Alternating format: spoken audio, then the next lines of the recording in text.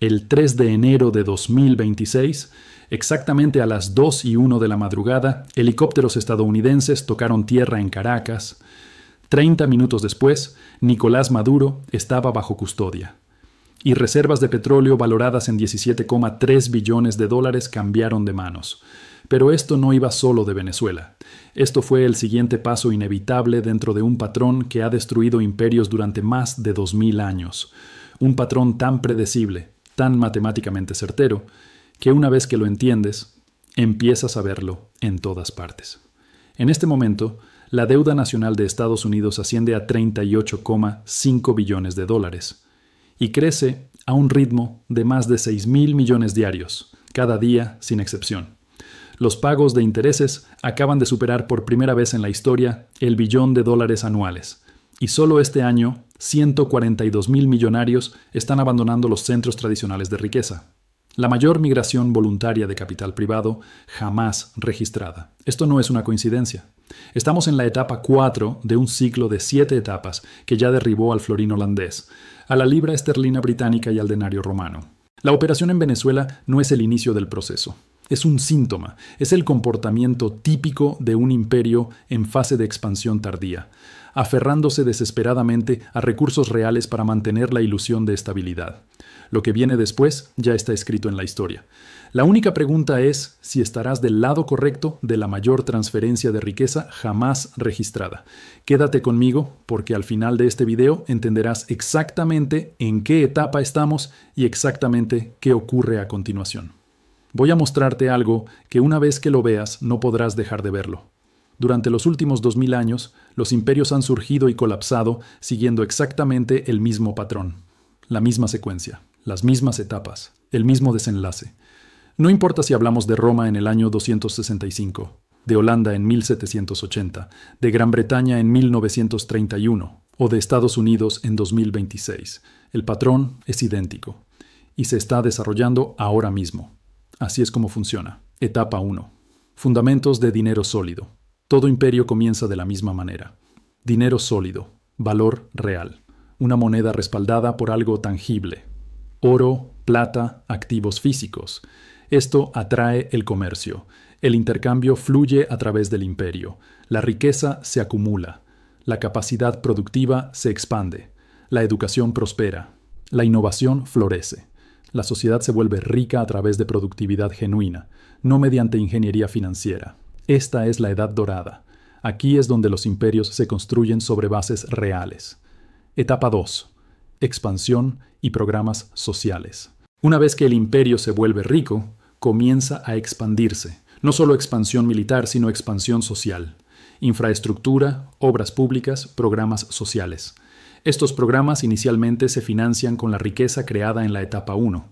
Caminos, acueductos, sistemas de salud, educación. La sociedad se siente próspera, la clase media crece, la calidad de vida mejora en todos los sectores. Pero algo empieza a cambiar de forma casi imperceptible. El imperio comienza a gastar más en mantener la prosperidad que en crearla. El consumo empieza a superar lentamente a la producción. Etapa 3. Sobreextensión militar y devaluación. Para mantener su posición global, el imperio necesita proyectar poder. El poder militar se vuelve extremadamente costoso. Proteger rutas comerciales, mantener bases en el extranjero, defender aliados, participar en conflictos que drenan recursos. Los costos aumentan más rápido que los ingresos. Los impuestos suben, pero nunca son suficientes. Entonces, el imperio toma una decisión fatal. En lugar de recortar el gasto o incumplir sus obligaciones, devalúa la moneda. En la antigua Roma raspaban la plata de las monedas. En la era moderna se imprime dinero. El efecto es exactamente el mismo. Más moneda persiguiendo la misma cantidad de bienes. La inflación comienza a aparecer. Al principio parece funcionar. El imperio puede pagar sus cuentas. El sistema sigue operando. Pero la confianza empieza a erosionarse. Los tenedores extranjeros de la moneda se dan cuenta. Al principio diversifican en silencio, y entonces entramos en la etapa 4. Etapa 4. Adquisición desesperada de recursos. Aquí es donde todo se acelera. El imperio comprende que su moneda está perdiendo credibilidad, así que hace lo que todos los imperios hacen en este punto del ciclo.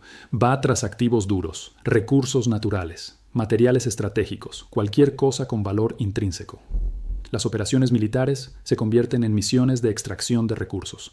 Los cambios de régimen pasan a tratarse de controlar petróleo, minerales, infraestructura crítica. El imperio se dice a sí mismo que todo esto es por seguridad, por democracia, por la lucha contra el terrorismo o las drogas. Pero en el fondo solo hay un objetivo: obtener activos reales para respaldar un sistema financiero cada vez más vacío. Y este es exactamente el punto en el que estamos ahora mismo. Venezuela posee 303.000 millones de barriles de reservas probadas de petróleo. A $57 por barril, eso equivale a 17,3 billones de dólares. El 3 de enero de 2026, Estados Unidos tomó control efectivo de esas reservas mediante una operación militar que terminó con la captura del presidente del país. No fue una coincidencia, no fue una excepción, es comportamiento de etapa 4, economía imperial de manual. Pero aquí está lo que hace que este patrón sea tan devastador. La etapa 4 no estabiliza al imperio. Es solo un parche temporal sobre un problema estructural. Porque el problema fundamental, gastar más de lo que se produce, no se ha resuelto. Todo lo que hace la etapa 4 es comprar tiempo. Normalmente entre 5 y 15 años, a veces menos. Y mientras el imperio se enfoca en capturar recursos externos, los problemas internos se aceleran. Etapa 5. Pérdida de confianza. Aquí es cuando la población general comienza a sentir que algo no está bien. La inflación deja de ser un concepto abstracto de informes económicos y se convierte en precios reales en el supermercado. La clase media se da cuenta de que sus ahorros pierden poder adquisitivo. Los salarios no siguen el ritmo del costo de vida. Las brechas de riqueza se amplían de forma dramática. Quienes tienen acceso a activos duros prosperan. Quienes mantienen efectivos se empobrecen. La cohesión social se fractura, el extremismo político aumenta, se buscan culpables. La lucha de clases se intensifica. Al mismo tiempo, los gobiernos extranjeros empiezan a diversificarse activamente fuera de la moneda del imperio. No lo anuncian públicamente, lo hacen de forma metódica. Los acuerdos comerciales comienzan a liquidarse en monedas alternativas. Las reservas de oro aumentan. Los acuerdos bilaterales evitan la moneda dominante. El estatus de moneda de reserva, que otorgó enormes privilegios en las etapas anteriores, comienza a agrietarse. Etapa 6. Dominancia fiscal. Aquí es donde el sistema entra en una zona verdaderamente peligrosa. La deuda ha crecido tanto que los pagos de intereses consumen una parte masiva de los ingresos del gobierno. El Banco Central enfrenta una elección imposible: subir las tasas de interés para combatir la inflación, lo que vuelve la deuda impagable, o mantener las tasas bajas para poder pagar la deuda, destruyendo el poder adquisitivo de la moneda. A esto se le llama dominancia fiscal. La deuda del gobierno es tan grande que domina la política monetaria. La expresidenta de la Reserva Federal, Janet Yellen, advirtió sobre esto el 5 de enero de 2026. Dijo que las condiciones previas para la dominancia fiscal se están fortaleciendo claramente. Traducido al lenguaje simple, estamos entrando en la etapa 6. Etapa 7. Colapso y reinicio. La fase final. Hiperinflación o default. La moneda pierde su valor. El sistema se reinicia. La riqueza almacenada en la moneda moribunda se evapora. Ahorros generacionales desaparecen en cuestión de meses. En cambio, la riqueza almacenada en activos reales, oro, plata, tierras productivas, recursos estratégicos, se dispara en términos relativos frente a la moneda colapsante. Esta es la gran transferencia de riqueza, de quienes confiaron en el sistema a quienes entendieron el patrón. Siempre ocurre así. Ahora déjame demostrártelo con 3 ejemplos históricos imposibles de negar. El Imperio Romano, Roma, la ciudad eterna. El imperio que dominó el Mediterráneo durante casi 500 años. En su apogeo, Roma controlaba más de 80.000 kilómetros de caminos, construyó acueductos que aún funcionan hoy y creó un sistema legal que seguimos utilizando. El comercio generó una riqueza inmensa. El denario romano, una moneda de plata, fue la moneda de reserva global de su época. Pero observa lo que ocurrió. En el año 64 después de Cristo, bajo el emperador Nerón, el denario contenía un 94% de plata, dinero real, valor real. Pero Roma era cara. Campañas militares constantes, amenazas bárbaras, un imperio extendido en 3 continentes. Así que comenzaron la devaluación. Redujeron gradualmente el contenido de plata. Para el año 100 era 85% plata. Para el año 200, 50%. Luego vino la aceleración. En el año 265, el denario contenía apenas 0,5% de plata. ¿Y qué pasó con los precios? se dispararon más de 1000% en todo el imperio. Los soldados exigían salarios más altos porque las monedas ya no valían nada. El emperador Caracalla aumentó el salario militar en un 50% alrededor del año 210 solo para mantener la lealtad. Los costos administrativos explotaron. La logística se volvió un caos. Y Roma ya no tenía metales preciosos que saquear de sus enemigos. Así que hicieron lo que todos los imperios hacen en este punto. Subieron los impuestos a la población. Hiperinflación, impuestos asfixiantes y dinero sin valor. Esa combinación destruyó el comercio romano. La actividad económica colapsó. La transferencia de riqueza se completó. Quienes tenían tierras y oro sobrevivieron. Quienes tenían denarios fueron aniquilados. En el año 476, el Imperio Romano de Occidente dejó de existir. El Imperio Holandés. Avanzamos hasta el siglo XVII, la Edad de Oro holandesa. El florín neerlandés se convirtió en la primera moneda de reserva moderna. El comercio global pasaba por Ámsterdam. La Compañía Holandesa de las Indias Orientales fue la empresa más valiosa de la historia humana, valorada en el equivalente a casi 8 billones de dólares actuales. Dominaban el comercio de especias, el transporte marítimo y la innovación financiera. Crearon el mercado bursátil moderno, pero mantener ese imperio era caro. Colonias, flotas navales, protección de rutas comerciales. Para el siglo XVIII, los Países Bajos estaban sobreextendidos. Se endeudaron masivamente. Surgieron conflictos internos entre provincias, entre ricos y pobres, entre facciones políticas.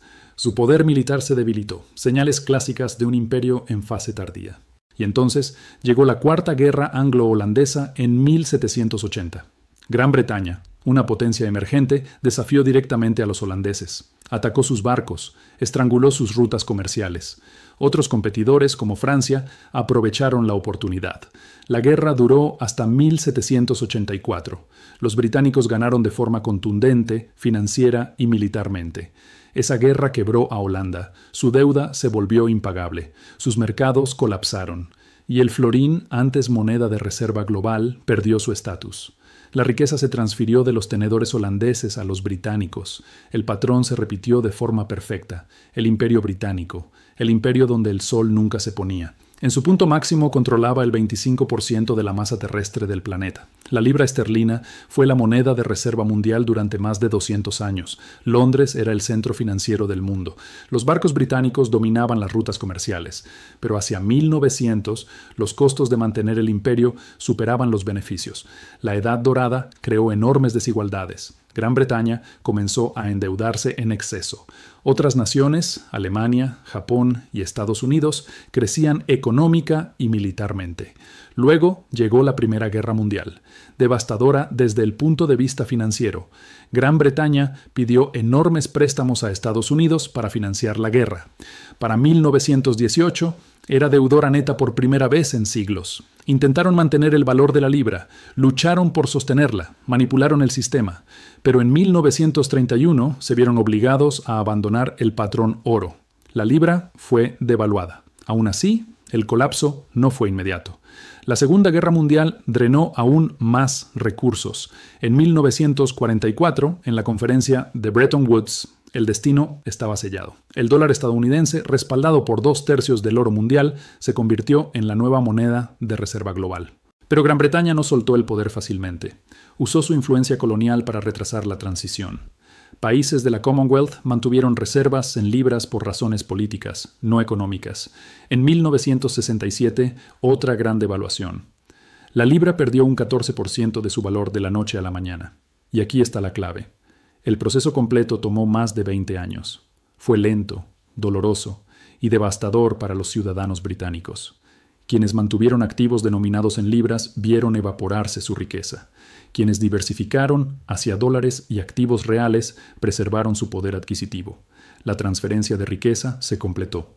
3 imperios, diferentes siglos, diferentes tecnologías, diferentes enemigos, el mismo patrón, las mismas etapas, el mismo resultado. Ahora apliquemos este mismo patrón al presente, a Estados Unidos, a la operación en Venezuela, a lo que está ocurriendo justo ahora. Vamos a recorrerlo paso a paso, etapa por etapa, sin emociones, solo hechos.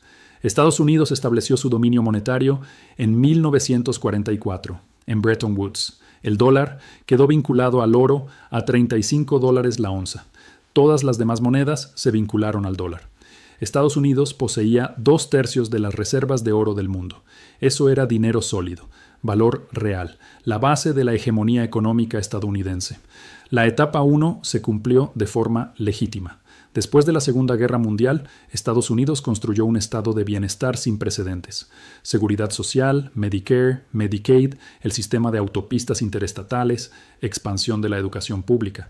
Estos programas se financiaron inicialmente con crecimiento económico real, dominio manufacturero, innovación tecnológica y superávits comerciales. La clase media estadounidense explotó. La calidad de vida mejoró drásticamente en todos los niveles de ingreso. Prosperidad real basada en productividad real. La etapa 2 ocurrió exactamente como el patrón lo predice. Aquí es donde comenzó la fractura, la guerra de Vietnam, la Guerra Fría, la carrera armamentista, bases militares en más de 80 países. Para finales de los años 60, otras naciones comenzaron a canjear sus dólares por oro. Detectaron la sobreextensión. El 15 de agosto de 1971, el presidente Nixon cerró la ventana del oro. El dólar dejó de estar respaldado por oro. Se convirtió en una moneda fiduciaria pura, sostenida únicamente por la confianza en el gobierno estadounidense. Ese fue el momento de la devaluación, el equivalente moderno al recorte de monedas romanas. ¿Y qué ocurrió después? Inflación. La década de 1970 registró inflación de 2 dígitos. El poder adquisitivo del dólar se redujo a la mitad en menos de 10 años.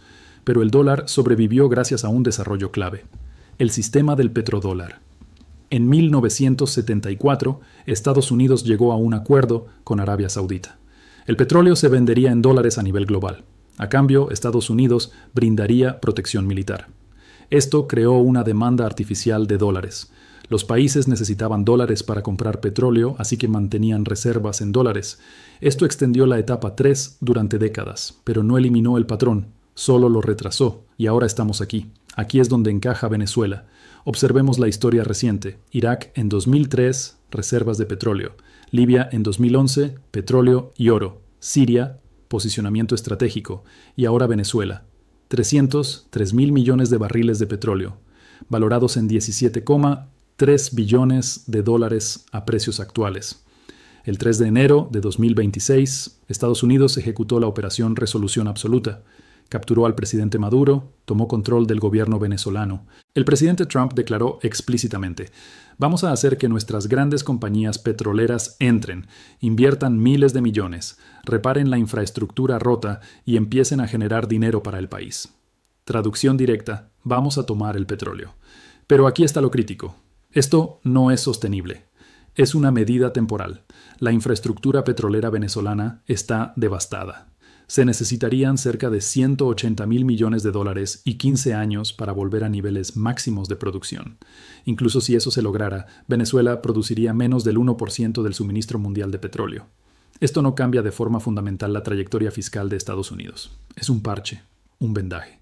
Comportamiento de etapa 4, confirmado. Estados Unidos está persiguiendo activamente activos reales mediante medios militares. El patrón queda confirmado una vez más. Esta es exactamente la etapa en la que estamos entrando. Mira los datos. En 2025, 142.000 millonarios se reubicaron internacionalmente, el número más alto jamás registrado. Para 2026, las proyecciones apuntan a 165.000, la mayor transferencia voluntaria de capital privado en la historia moderna. El Reino Unido perderá 168.500 millonarios este año, junto con 66.000 millones de dólares en riqueza líquida. China pierde millonarios. India pierde millonarios. ¿A dónde van? Emiratos Árabes Unidos, Singapur, países con impuestos bajos, estabilidad política y políticas favorables a los activos. Esto es fuga de capitales. Individuos con grandes patrimonios detectando inestabilidad y moviendo su dinero a jurisdicciones más seguras. Mientras tanto, la participación del dólar en las reservas globales cayó del 71% en el año 2000 al 59% en 2023. Los países se están diversificando. China y Rusia liquidan comercio en yuanes y rublos. Los países BRICS discuten sistemas alternativos de liquidación. Esto no es colapso aún, es una etapa 5 temprana. La confianza se está agrietando, no rompiendo. Y aquí es donde la situación se vuelve realmente inquietante. La deuda nacional de Estados Unidos supera los 38,5 billones de dólares y crece a un ritmo de más de 62.000 millones diarios. Eso equivale a 255 millones por hora, más de 4 millones por minuto, más de 70.000 dólares por segundo. En 2026, los pagos de intereses superarán por primera vez el billón de dólares anuales, el triple que en 2020. Para 2035, los pagos de intereses podrían alcanzar 1,8 billones anuales. La Oficina de Presupuesto del Congreso proyecta que la deuda llegará al 156% del PIB para 2055 bajo la legislación actual. En escenarios alternativos podría alcanzar el 220% del PIB. Y aquí está el punto crítico. El 5 de enero de 2026, Janet Yellen advirtió que las condiciones para la dominancia fiscal se están fortaleciendo claramente. Si los inversores pierden la fe en que Estados Unidos volverá a generar superávits, exigirán tasas de interés más altas. Tasas más altas sobre 38,5 billones de deuda serían catastróficas. La Reserva Federal está atrapada. Subir tasas para combatir la inflación vuelve la deuda impagable. Mantenerlas bajas destruye el poder adquisitivo del dólar. Esto es dominancia fiscal. La deuda controla la política monetaria. Etapa 6 en formación. Aún no estamos en el colapso final, pero el patrón indica que se aproxima. Históricamente, una vez que la dominancia fiscal se establece, la fase de colapso suele tardar entre 5 y 25 años. Algunos economistas sitúan el punto de ruptura alrededor de 2050. Otros creen que podría ocurrir antes si la confianza se rompe de forma abrupta. Pérdida del estatus de moneda de reserva, una subasta fallida de bonos, una crisis de deuda soberana. La etapa final siempre termina igual. Hiperinflación o default. No existe una tercera opción, y cuando sucede, la transferencia de riqueza se completa. Quienes mantienen moneda son eliminados. Quienes poseen activos reales sobreviven. Permíteme ser completamente claro, no estoy prediciendo el futuro. Estoy mostrando un patrón que se ha repetido durante 2000 años en todos los grandes imperios de la historia. Roma, Holanda, Gran Bretaña, todos siguieron las mismas 7 etapas. Todos terminaron igual, y Estados Unidos se encuentra actualmente en la etapa 4, entrando en la 5, con señales claras de la 6. Esto no es opinión, son datos medibles siguiendo un patrón histórico. La respuesta típica es siempre la misma. Esta vez es diferente. Tecnología, inteligencia artificial, excepcionalismo estadounidense, pero la historia ya respondió a eso. Roma tenía tecnología revolucionaria para su época. Gran Bretaña tuvo la revolución industrial. La tecnología no salvó a ninguno, porque el problema no es la productividad, es la relación entre gasto e ingresos. Cuando el gasto supera persistentemente los ingresos, ningún avance tecnológico lo soluciona. El dólar puede seguir siendo dominante durante años, incluso décadas, pero su poder adquisitivo seguirá erosionándose. Imprimir dinero no crea riqueza, la transfiere, de quienes ahorran en la moneda a quienes la reciben primero. Esto no es diferente. Si el patrón se mantiene, y siempre lo ha hecho, estamos ante una transferencia de riqueza histórica en los próximos 10 a 25 años. Quienes lo comprendan, se posicionarán. Quienes no, verán desaparecer sus ahorros. La historia muestra qué estrategias sobreviven. Activos tangibles, oro, plata, tierra productiva, recursos estratégicos, habilidades especializadas, servicios esenciales, redes sólidas, diversificación geográfica y monetaria. Opcionalidad. 142.000 millonarios ya se están moviendo. Ellos entienden algo que la mayoría aún no ve. Cuando los imperios entran en decadencia tardía, suelen aparecer controles de capital, impuestos extraordinarios, confiscaciones. Tener alternativas no es antipatriótico, es racional. La operación del 3 de enero en Venezuela no causó esta transferencia de riqueza. Es una señal, un síntoma. Cuando los imperios entran en la etapa 4, comienzan a tomar activos reales por la fuerza. Es desesperación disfrazada de poder. Si el sistema fuera estable, esto no sería necesario. Si el dólar fuera verdaderamente sólido, no veríamos este comportamiento. Esto es conducta de imperio en fase tardía. El patrón ya está en marcha. La pregunta no es si ocurrirá. La pregunta es de qué lado estarás cuando suceda. Si este análisis te abrió los ojos, suscríbete. Activa las notificaciones. Porque esta historia está lejos de terminar. En el próximo video te mostraré los indicadores exactos que señalarán el paso definitivo de la etapa 5 a la 6 y revelaré los 3 activos que han superado a todos los demás en cada colapso imperial de la historia. La ventana para posicionarte se está cerrando. El patrón es absoluto. La transferencia se acerca y el tiempo se está agotando.